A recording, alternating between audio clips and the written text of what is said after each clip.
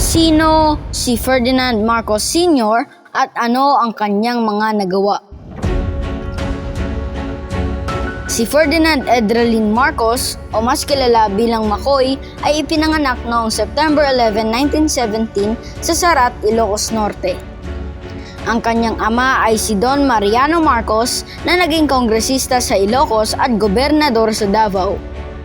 Ang kanyang ina naman na si Josefa Edralin ay isang guro sa kanilang bayan. Si Ferdinand Marcos ay panganay sa magkakapatid. Ang kanyang mga kapatid ay sina Dr. Pacifico, Elizabeth, at Fortuna.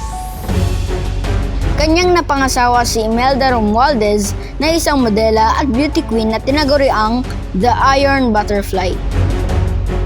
Sa mga sumunod na dekada, naitatag nina Ferdinand at Imelda ang kanilang mga sarili bilang isa sa mga pangunahing mag-asawang politikal sa Pilipinas. Nagkaroon sila ng 3 anak. Ang panganay na anak na babae na si Aimee, ang anak na lalaki na si Ferdinand Jr. o mas kilala bilang Bongbong at kasalukuyang Pangulo ng Bansa, at bunsong anak na babae na si Irene.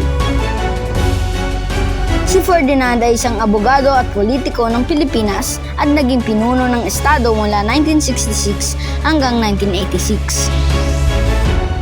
Siya ay nag-aral sa Maynila at nag-aral ng abogasya noong huling bahagi ng 1930s sa Universidad ng Pilipinas malapit sa lungsod na iyon. Si Ferdinand Marcos ay nilitis para sa pagpatay noong 1933 sa isang kalaban sa politika ng kanyang politikong ama. Siya ay napatunayang nagkasala noong Nobyembre 1939. Ipinaglaban niya ang kanyang kaso sa pamamagitan ng pag-apila sa Korte Suprema. Nanalo at napawalang sala makalipas ang 1 taon. Naging trial lawyer siya sa Maynila. Noong ikalawang digmaang pandaigdig, siya ay isang opisyal ng Sandatahang Lakas ng Pilipinas. Naging pinuno ng kilusan ng gerilya ng mga Pilipino at ito ay isang pangunahing dahilan ng kanyang tagumpay sa politika. Mula 1946 hanggang 1947, si Marcos ay isang technical assistant ni Manuel Rojas, ang unang naging Pangulo ng Malayang Republika ng Pilipinas. Naging miyembro ng kapulungan ng mga kinatawan mula 1949 hanggang 1959 at ng Senado mula 1959 hanggang 1965 at nagsilbing Pangulo ng Senado mula 1963 hanggang 1965. Noong 1965, tumiwalag si Marcos na isang kilalang miyembro ng Liberal Party na itinatag ni Rojas matapos mabigong makuha ang nominasyon ng kanyang partido bilang Pangulo. Tumakbo siya bilang kandidato sa pagkapangulo ng Partido Nacionalista laban sa Pangulo ng Liberal Party na si Diosdado Macapagal. Si Marcos ay nanalo at pinasinayaan bilang Pangulo noong Disyembre 30, 1965. Noong 1969, siya ay muling nahalal, ang kauna-unahang Pangulo ng Pilipinas na nagsilbi sa ikalawang termino.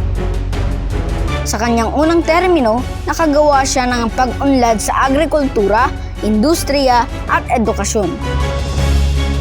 Gayunpaman, ang kanyang administrasyon ay nabagabag sa pamamagitan ng pagtaas ng mga demonstrasyon ng mga estudyante at marahas na aktibidad ng mga aktivista at makakaliwang grupo sa lungsod. Noong September 21, 1972, ipinataw ni Pangulong Marcos ang Batas Militar sa Pilipinas. Dahil sa lumalalang pagkilos ng mga komunista at subversibong puwersa ang nagpasimula ng krisis sa bansa. Ang mga pinuno ng simbahan ay kasama ring bumatikos sa pamahalaan. Mabilis na kumilos si Pangulong Marcos. Sa mga lalawigan, ang mga komunistang New People's Army at mga Muslim na separatistang Moro National Liberation Front ay nagsagawa ng mga aktibidad na naglalayong ibagsak ang sentral na pamahalaan. Sa madaling salita, nakikipaglaban si Marcos sa maraming larangan at kailangan niyang gawin ang nararapat dahil ang mga komunista ay dinala na ang kanilang mga armas sa Northern Luzon. Sa ilalim ng martial law, nagkaroon ng extraordinary powers ang Pangulo, kabilang ang kakayahang suspindihin ang writ of habeas corpus. Inanunsyo ni Pangulong Marcos ang pagtatapos ng batas militar noong Enero 1981. Si Pangulong Marcos ay isang bayani sa mga nakakaalam at nagpapahalaga sa kanyang kahangahangang pagganap at mga nagawa. Gayunpaman, siya ay isang aso sa mga taong naiinggit sa kanyang katalinuhan, pananaw at pag-intindi sa kinabukasan ng bansa. At isang buhong sa mga taong inggit at sakim sa kapangyarihan, mapaghiganti at puno ng puot. At ito ang ating Pangulong Ferdinand E. Marcos, ang ika-10 Pangulo ng Republika ng Pilipinas. Dumako naman tayo sa kanyang mga nagawa. Si Pangulong Marcos ang kaisa-isang presidente ng Pilipinas na nakapagpagawa ng pinakamahabang highway sa buong bansa. Ito ay Pan-Philippine Highway o mas kilala sa tawag na Maharlika Highway o Daang Maharlika. Ang highway na ito ay may habang 3,517 kilometers. Pinagdurugtong nito ang Luzon, Visayas at Mindanao. Ang Maharlika Highway ay kilala sa tawag ng mga Cebuano na Dalang Halangdon. Tinatawag din ito na Asian Highway 26 o AH-26.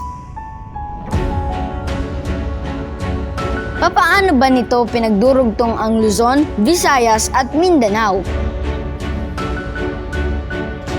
Ang Maharlika Highway ay binubuo ng network of roads, expressways, bridges, and ferry services. Ibig sabihin kapag tawid dagat, ang mga barko ay dumadaan sa iisang ruta lamang at ang ruta na iyan ay bahagi ng Pan-Philippine Highway o mas kilala sa tawag na Maharlika Highway.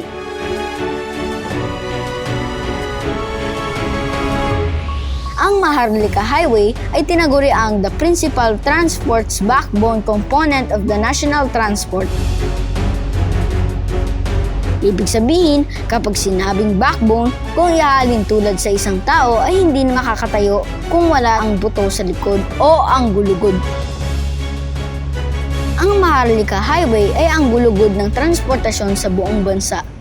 Kung wala ang Maharlika Highway ay hindi makatatayo o hindi susulong ang transportasyon sa Pilipinas. Idagdag pa rito ang Circumferential Road 1 to 10 o ang C1 to C10 na ang pinakakilala nga natin sa mga ito ay ang C5. Tanging si Pangulong Ferdinand Marcos lamang ang kaisa-isang Pangulo sa Pilipinas na nakapagpagawa ng pinakamahabang highway sa buong bansa na nagsisimula sa Luzon at ang dulo ay nasa Mindanao. At ito ang ilan sa mga tulay na pinagawa ni Pangulong Marcos. Una ay ang pinakamahabang tulay sa buong Pilipinas. Ito ay ang Gandaba Viaduct Bridge. Nagsisimula ito sa Bulacan at ang dulo ay nasa Pampanga. Pinagawa ito ni Pangulong Marcos noong 1976 at may habang 5 kilometers. Binabagtas ng tulay na ito ang Gandaba Swamp at ang Pampanga River sa NLEX o ang North Luzon Expressway. Tinagurian ang tulay na ito na the major trade artery to the north. Ang ibig sabihin, ang tulay na ito ay pangunahing daluyan ng mga kalakal papasok at palabas ng bahaging norte ng Pilipinas. Samantala, sa magkakahiwalay na taon ay 3 tulay ang ipinagawa ni Pangulong Marcos sa Leyte. Noong 1972 ay ipinagawa ang Mao Bridge at San Juanico Bridge na may habang 2.16 kilometers. Pinagdurugtong ng San Juanico Bridge ang Samar at Leyte. Noong 1975 naman ay ipinagawa ang Biliran Bridge sa Leyte. Ang Bunton Bridge sa Cagayan naman ay pinagawa noong 1974. Ito ay may habang 1.37 kilometers. Patapat Viaduct Bridge sa Ilocos Norte noong 1986, pinagdurugtong nito ang Ilocos Norte at Cagayan Province. Ito ay may habang 1.3 kilometers. Magapit Suspension Bridge sa Cagayan noong 1978. Waktan Mandaue Bridge sa Cebu noong 1973, Lukban Bridge sa Cagayan noong 1978, Magdiwang Bridge sa Sibuyan, Romblon noong 1975, Kalilayan Bridge sa Quezon Province noong 1984, Agus Bridge sa Lanao del Norte noong 1978, Amnay Bridge sa Sablayan Occidental, Mindoro noong 1985, Kawayan Bridge sa Sorsogon City noong 1977, Don Mariano Marcos Bridge sa Dolores Abra noong 1974, General Luna Bridge sa Cabanatuan, Nueva Ecija noong 1974, San Jose Bridge sa Rodriguez Rizal noong 1978, Sindangan Bridge sa Sindangan, Zamboanga del Norte noong 1967, Sipocot Bridge sa Sipocot, Camarines Norte noong 1972, Tamontaka Bridge sa Maguindanao noong 1965, at Wawa Bridge sa Liloan, Southern Leyte noong 1977. Sa usaping transportasyon pa rin noong 1972, sa bisa ng Executive Order No. 381 ay pinalaki at pinaayos ang Manila International Airport o MIA. Noong 1977 naman ay pinagawa ang Port of Cagayan de Oro at ipinagawa naman ang Port of General Santos City noong 1968. Sa bisa ng Presidential Decree No. 505 ay itinatag ang Philippine Port Authority noong 1974. Tayo ay dumako naman sa sektor ng enerhiya. Ito ay patungkol sa usapin ng kuryente na dumadaloy sa ating mga tahanan. Noong panahon ni Pangulong Marcos ay napakaraming power plant ang pinagawa niya upang mag-supply ng kuryente hindi lamang sa ating mga tahanan kundi sa lahat ng mga establishmento at mga pabrika sa buong Pilipinas. Isa-isahin natin.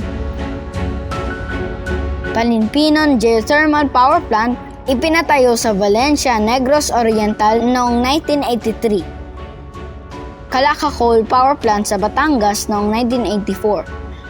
Magat Hydroelectric Power Plant sa Isabela noong 1978. Pantabangan Masiway Hydroelectric Power Plant sa Nueva Ecija noong 1977. Pulangi Hydroelectric Power Plant sa Bukidnon noong 1986. Agos 7 Hydroelectric Power Plant sa Iligan City noong 1982. Agos 6 Hydroelectric Power Plant sa Iligan City, Lanao del Norte noong 1979. Agos 5 Hydroelectric Power Plant sa Iligan City, Lanao del Norte noong 1980.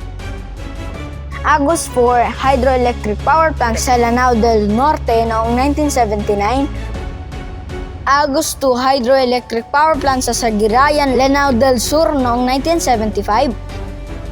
Kalayaan Hydroelectric Power Plant sa Laguna noong 1983, Angat Hydroelectric Power Plant sa Bulacan noong 1967, Tiwi Geothermal Power Plant sa Albay noong 1979, Cebu Geothermal Power Plant noong 1981, Leyte Geothermal Power Plant noong 1977, Makiling Banao Geothermal Power Plant sa Kalawan, Laguna noong 1977, at Bataan Nuclear Power Plant noong 1976. Ang mga nabanggit na power plant ay hindi lamang naghahatid sa atin ng kuryente, kundi naghahatid din ng daloy ng tubig sa mga gripo ng ating tahanan at naghahatid din ng daloy ng tubig sa mga irigasyon sa mga palayan sa buong Pilipinas. Ang lahat ng power plant na ito ay pinakikinabangan ng mga Pilipino mula pa noong panahon ni Pangulong Marcos hanggang sa panahon natin ngayon at maging hanggang sa mga susunod na henerasyon ng mga Pilipino. Tayo ay dumako naman sa sektor ng edukasyon. Noong panahon ng Pangulong Marcos ay maraming paaralan sa kolehiyo ang ipinatayo. Malaking bahagi ng budget ng gobyerno ay inilalaan sa edukasyon noon, kaya naman ang ating lahi o lahing Pilipino ang tinaguri ang pinakamagaling mag-Ingles na lahi sa buong Asya. Ang Pilipinas ang pinakamataas ang literacy rate noon sa buong kontinente ng Asya. Narito ang ilan lamang sa universities at state colleges na ipinatayo ni Pangulong Marcos. Abra State Institute of Science and Technology, itinatag noong 1983. Adjong Memorial Polytechnic State College, itinatag noong 1970s.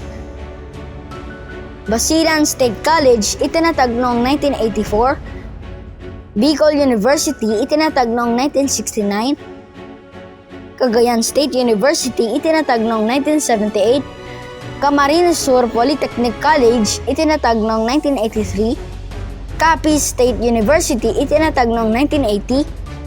Central Mindanao University, itinatag noong 1965. Cotabato City State Polytechnic College, itinatag noong 1983.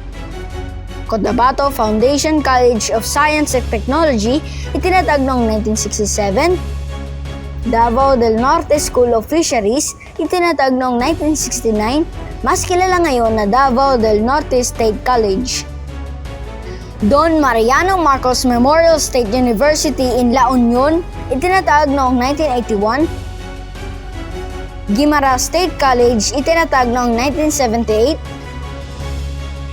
Isabela State University, itinatag noong 1978. Kalinga Apayao State College in Tabuk, Kalinga, itinatag noong 1970. Leyte Normal College, itinatag noong 1976.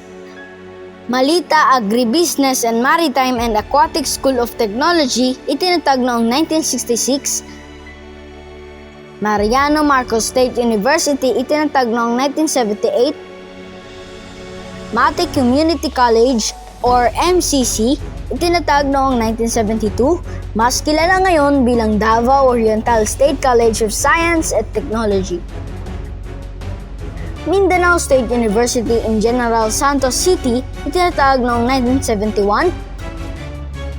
Mindanao State University in Iligan City, itinatag noong 1968. Mindoro State College of Agriculture and Technology in Calapan City, itinatag noong 1966. Misamis Oriental State College of Agriculture and Technology in Calapan City, itinatag noong 1983. Northern Negros State College of Science and Technology, itinatag noong 1971.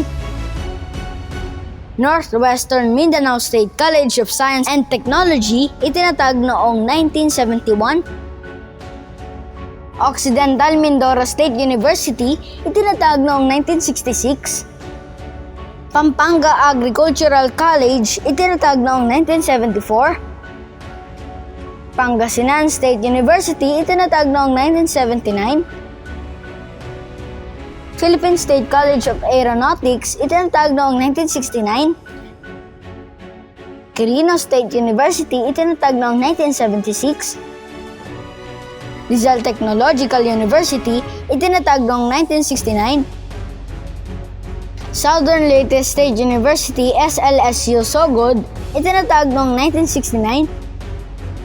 SLSU Bontoc, itinatag noong 1983. SLSU Hinunangan, itinatag noong 1975. SLSU San Juan, itinatag noong 1983. SLSU Thomas Opus, itinatag noong February 1, 1986. Sulu State College, itinatag noong 1982.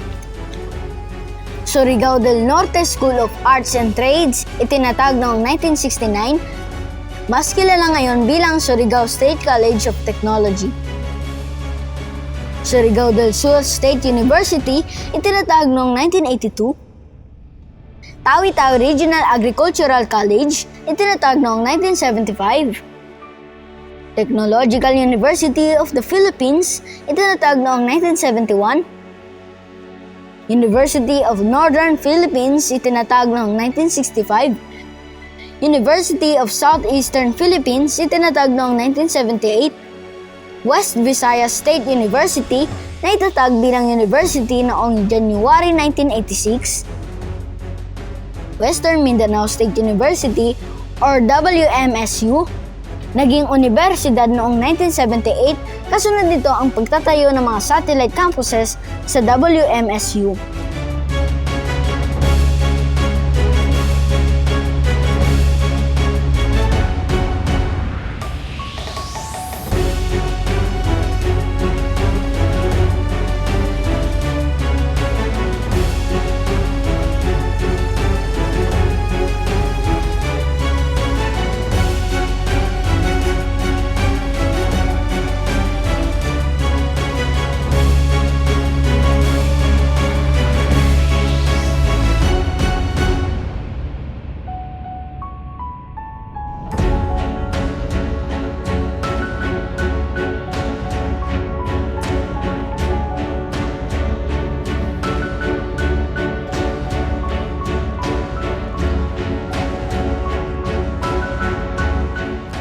At ito ang ilan sa mga matataas na paaralan na naitatag sa pamumuno ni Pangulong Marcos.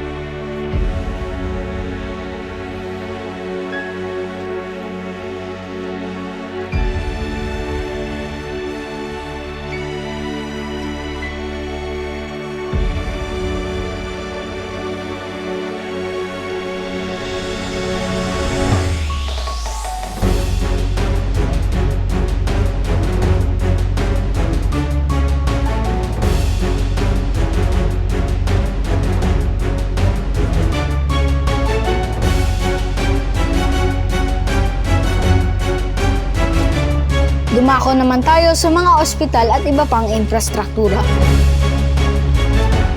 Sa ilalim ng rehimeng Marcos, nakita rin ng mga Pilipino ang pagtatayo ng mga hindi pa nagagawang edifisyo at mga infrastruktura na ang karamihan ay nakatayo pa rin sa pagmamalaki hanggang ngayon na nagsisilbi sa mga pangangailangan ng mamamayang Pilipino. Noong panahon ni Marcos nang itayo ang mga nangungunang ospital sa Pilipinas, ito ay ang Philippine Heart Center, Lung Center of the Philippines at ang National Kidney and Transplant Institute.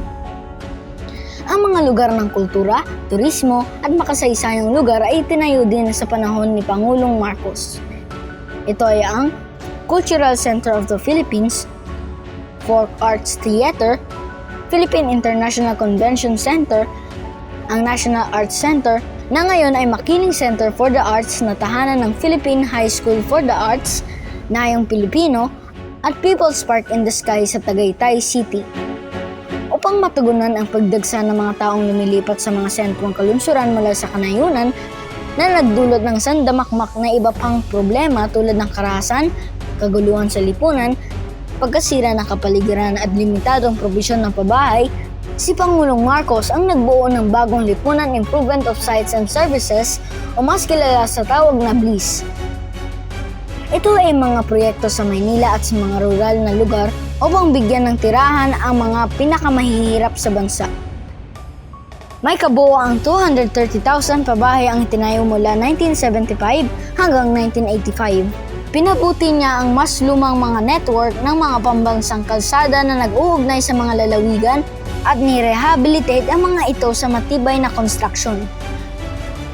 Marami sa mga proyektong ito ang nagpagaan sa mga bottleneck ng transportasyon sa loob ng mga lalawigan at sa mga probinsya at pinahusay ang mga paglalakbay sa isla sa loob ng malalaking isla. Iniugnay niya ang mga ito sa mga pagtatayo ng paliparan. Kung ihalin tulad lamang si Marcos sa kanyang programa sa pagtatayo ng mga infrastruktura sa kanyang unang 2 termino lamang, siya ay may tuturing na isang natatanging pangulo. Sa katotohanan, ay marami pa siyang ginawa, lalo na noong panahon ng martial law. Ang programa sa pagtatayo para sa pagpapabuti ng mga gusali ng pampublikong paaralan, lalo na sa antas ng elementarya, ay isa lamang ang pinakaunang programa ni Pangulong Marcos. Sana alalahanin din natin ang kanyang mga naiambag sa pagpapaunlad ng Pilipinas at magkaroon ng pagkakaisa para sa ikauunlad ng bansa.